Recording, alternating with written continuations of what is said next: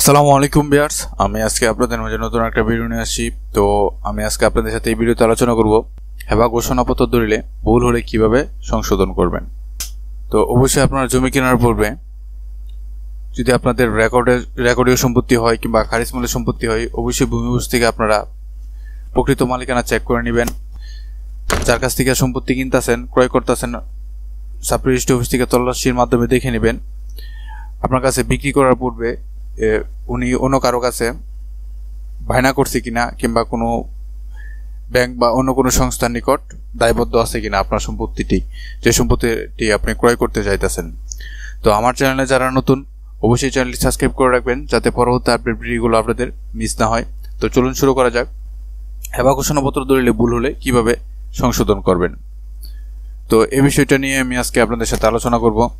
তো ভিডিওটা যদি প্রথম থেকে শেষ পর্যন্ত দেখেন, আশা করি অনেক উপকৃত হবেন।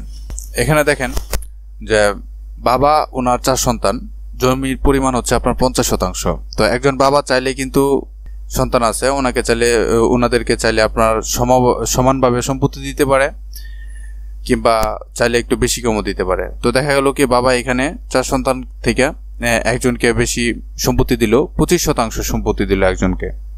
তো এই যে এখানে দেখেন এক ছেলেকে হেবা ঘোষণাপত্র দলিল করে 25% জমি দিল। যখন সে খারিজ করতে গেল দেখলো দাগ নাম্বার ভুল। এখন 25% সম্পত্তি দেওয়ার পরে এর কিছুদিন পর বাবা মারা গেল। বাবা মারা যাওয়ার পরে তো উনি চাইলেন, যাকে সম্পত্তি দেওয়া হয়েছে উনি চাইলেন যে ওনার নামে খারিজ করবে, সবকিছু করবে, খাজনা খারিজ। তো উনি যখন খারিজ করতে গেছেন দেখা গেল যে ওনাকে যে সম্পত্তিটা দেওয়া হয়েছে দলিল করে, তো উনি যে সম্পত্তিটা ভোগ দখলে আছেন ওই যে দাগটা আর কি দলিলে দেওয়া হয়েছে ওই দাগ নাম্বারটা ভুল।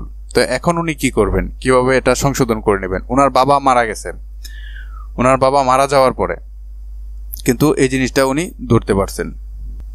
তো বাবা মারা যাওয়ার কারণে এখন সে কার কাছ থেকে দলিলের দাগ নাম্বারটা সংশোধন করে নেবেন, প্রবণ সংশোধন দলিল যেটাকে বলা হয়। প্রবণ সংশোধন দলিলের মাধ্যমে আপনার দলিলের দাগ, খতিয়ান, চৌহদি ইত্যাদি বিষয়গুলো সংশোধন করে নিতে হয়। তো এখন উনি কার কাছ থেকে নেবেন? বাবা থাকলে উনি বাবার কাছ থেকে নিয়ে নিতেন সংশোধন, প্রবণ সংশোধন দলিলের মাধ্যমে। বাবা মারা যাওয়ার কারণে উনি কিন্তু এখন প্রবণ সংশোধন দলিল কার কাছ থেকে করে নেবেন?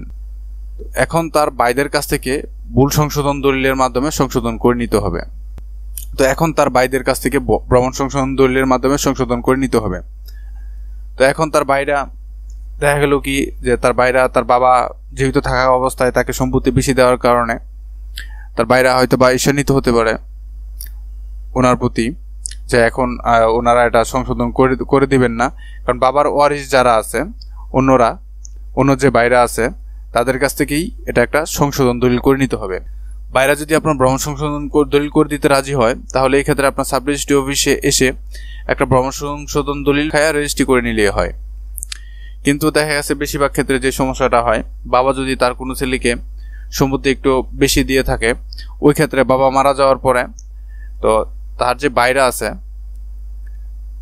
এই ভাইরা এই ভ্রমণ সংশোধন দলিলটা করে দিতে রাজি হয় না। তো এক্ষেত্রে উনি কিভাবে এটা সংশোধন করে নেবেন?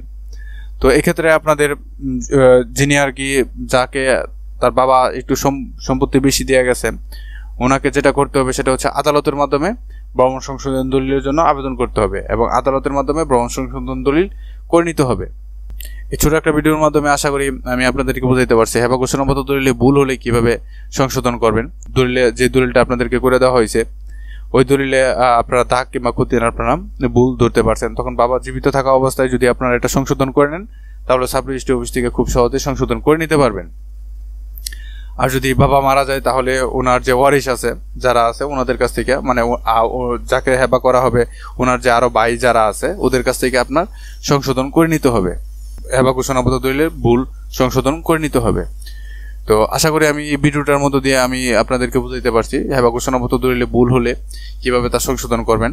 এক্ষেত্রে আপনারা কি কি সংশোধন করতে পারবেন? এক্ষেত্রে আপনারা দাগ, খতিয়ান, চৌহদি, নামের যে ছোটখাটো ভুল, মানে ধরলে আপনার মূল কাঠামো পরিবর্তন হবে না, এরকম ছোটখাটো ভুলগুলো আপনারা সংশোধন করে নিতে পারবেন খুব সহজে। আশা করি আমি আপনাদেরকে বুঝাইতে পারছি। আমার চ্যানেলে যারা নতুন তারা অবশ্যই চ্যানেলটি সাবস্ক্রাইব করে রাখবেন যাতে পরবর্তী আপডেট ভিডিওগুলো আপনাদের মিস না হয়। তো আল্লাহ হাফেজ।